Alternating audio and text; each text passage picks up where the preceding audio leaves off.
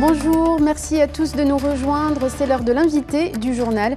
Aujourd'hui, on revient sur la question des violences à l'encontre des femmes et notamment le harcèlement dans l'espace public.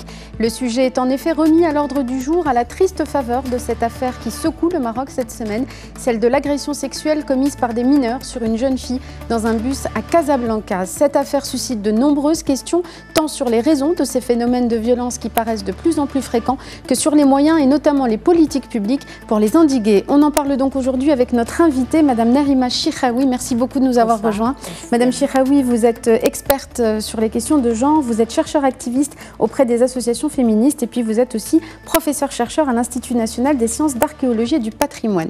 Alors, Madame Chiraoui, juste un mot d'abord sur cette affaire, je l'ai dit, qui secoue le Maroc cette semaine. Est-ce que c'est l'affaire de trop qui suscite donc une mobilisation très forte ou est-ce que c'est une affaire comme on en a déjà vu et qui fait partie d'un phénomène plus large et plus ample que le Maroc connaît ces dernières années?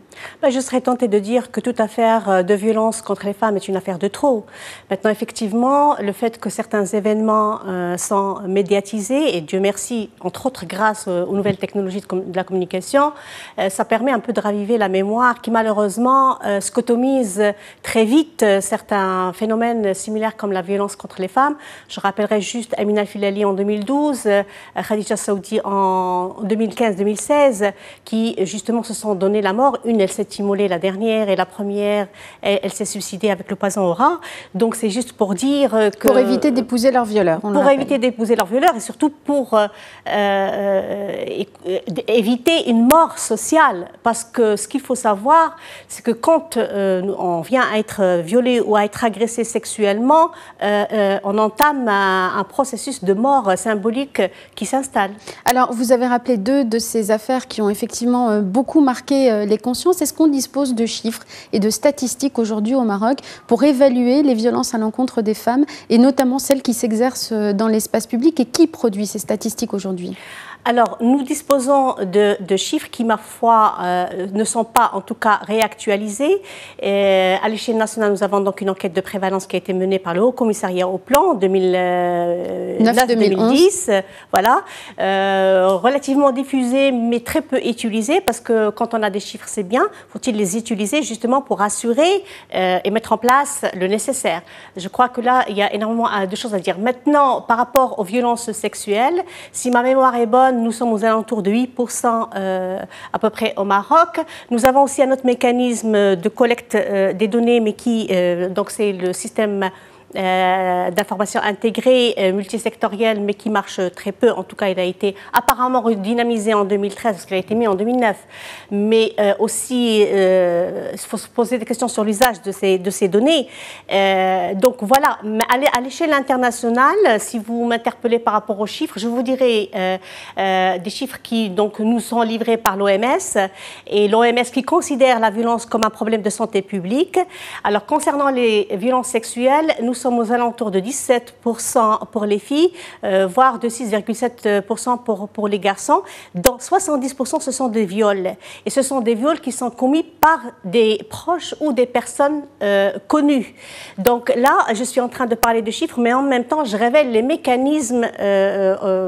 les caractéristiques, en fait, de ces violences. Voilà. Et surtout, les plus dramatiques. Enfin, on ne peut pas, bien sûr, hiérarchiser, parce que la souffrance est là. Mais les violences sexuelles connaissent ce qu'on appelle un post-trauma qui est très, très, très, très lourd. Et qu'il faut prendre en charge. On y reviendra dans un instant s'agissant des politiques publiques. Psychiatre qui s'appelle Muriel Salmona comme un meurtre, parce qu'elle travaille avec les victimes et donc elle sait que c'est vraiment un meurtre. Il faut un accompagnement. Alors qu'il est considéré souvent, même sur le plan juridictionnel, comme un délit, alors que c'est un crime. Alors, juste un chiffre justement de cette enquête du HCP pour le Maroc, oui. Pour nos téléspectateurs, 62,8% des femmes âgées de 18 à 64 ans au Maroc déclarent avoir subi un acte de violence, oui. Toutes formes confondues, et 53,7% ont subi ces violences dans l'espace public, oui. Puisque cette agression qui défraie la chronique aujourd'hui s'est passée dans l'espace public. Alors oui. Justement, est-ce que ces agressions dans l'espace public, on a l'impression qu'elles sont de plus en plus fréquentes. Est-ce que c'est vrai ou est-ce que c'est parce qu'on en parle plus ou est-ce que c'est parce qu'elles ont changé dans leur forme qui est plus ostentatoire et qui est mise en circulation ensuite sur les réseaux sociaux? C'est très difficile de répondre de manière précise en l'absence d'une étude, mais je peux vous dire, en se basant sur les données, c'est que au Maroc, je parle du Maroc, ça peut être général sur d'autres pays, c'est qu'il y a eu toujours un déni justement de la violence dans l'espace public. De deux, par rapport aux violences sexuelles, il a toujours été dit, que ce sont les femmes qui sont provocatrices. Elles sont habillées comme ça, leur démarche est comme ça, etc.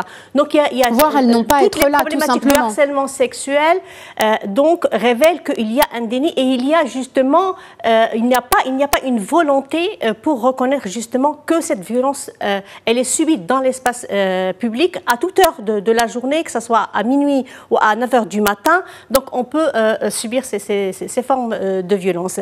Alors est-ce que moi, je pense que la médiatisation, bien sûr, il y a tout un processus aussi il faut le dire, il faut être honnête, surtout associatif, de mobilisation associative, qui a démarré depuis les années 90, le milieu des années 90, mais il y a aussi l'implication gouvernementale qui a fait que le travail de sensibilisation, des campagnes aussi de sensibilisation ont permis justement qu'on se rende un peu plus compte, en plus des lois qui font polémique. Alors justement, on en arrive aux lois. Aujourd'hui, quels sont les dispositifs qui sont prévus pour lutter contre les violences faites aux femmes et surtout, est-ce qu'ils sont suffisants aujourd'hui ?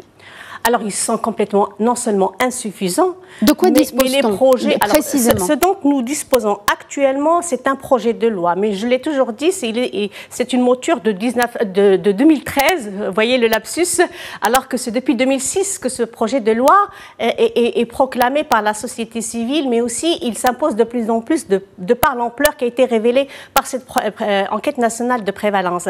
Alors, ce projet trébuche pour une raison bien profonde. Au-delà des nuances, c'est le référentiel de travail. On ne peut pas parler de violence contre les femmes tout en intégrant aussi les enfants. Les femmes, il y a les enfants, les femmes et les hommes. De deux, si nous prenons rien que la question du viol, on ne peut pas faire une différence entre une femme mariée violée, et d'où l'aggravation justement de la punition, et une femme non mariée, ce qui suppose qu'elle doit être vierge et que c'est il y a une différenciation dans les peines prévues. Il y a une discrimination à la base, et tout ça pour que les spectateurs comprennent, c'est que tant qu'on considère dans notre société que la femme est une chose sexuelle par excellence, et c'est pas n'importe quelle chose sexuelle, elle est réduite dans un objet, une chosification qui engendre une déshumanisation, d'où justement la pratique de la violence. C'est ça, si vous voulez, le hic, et c'est ça un petit peu l'essence de la problématique. Donc c'est très complexe, et c'est pour ça que la société civile appelée à une loi cadre, une loi beaucoup plus générale, qui puisse s'attaquer aux côtés, bien sûr, coercitifs, punitifs, mais aussi pédagogiques de sensibilisation, d'accompagnement, aussi de réparation, parce que quand on subit des violences, on peut subir une déconstruction personnelle sur le plan psychologique et sur le plan aussi de l'intégrité physique même, parce que ça peut engendrer des problèmes psychosomatiques qui sont très, très importantes, d'où justement la nécessité de considérer ça comme un problème de santé publique, etc., etc. Donc, c'est pour ça que nous sommes loin d'un projet de loi qui justement viendrait à éradiquer, mais surtout qui pourrait être pertinent et pérenne quant à la lutte contre la violence. Pour conclure, parce qu'il nous reste juste quelques secondes, ce projet de loi doit être amendé, doit être complété pour avoir une approche complète et intégrée pour faire face aux violences contre les femmes. Moi, je crois que non seulement il doit être complété, il doit être revisité en fond et en large, d'une part. D'autre part, n'oublions pas qu'on a un projet du code pénal. Et ce projet de code pénal pose énormément de problèmes par rapport à son référentiel et à sa philosophie justement patriarcale et à sa philosophie qui justement parle d'atteinte aux mœurs alors qu'on est en train de parler d'intégrité physique. Et il faudrait, je termine juste avec ça, nous avons une constitution, nous avons un article 22 qui parle justement qu'il ne faut pas porter atteinte à l'intégrité physique, etc. Nous avons d'autres articles, le 31, le 34, nous avons aussi le mécanisme. Nous avons raté un grand rendez-vous. Malheureusement, c'est la haute autorité de la lutte contre la discrimination qui vient d'être votée alors que ce mécanisme est en deçà des attentes et il ne pourrait certainement pas être efficace en matière de lutte contre la violence à l'égard des femmes dans notre pays. Merci beaucoup Madame Chiraoui d'avoir été avec nous donc, pour nous éclairer sur cette question de la violence faite aux femmes. Merci infiniment. Merci à vous. Merci à vous tous de nous avoir suivis. C'est la fin de cet entretien. Restez sur Médien TV, l'information continue dans un instant.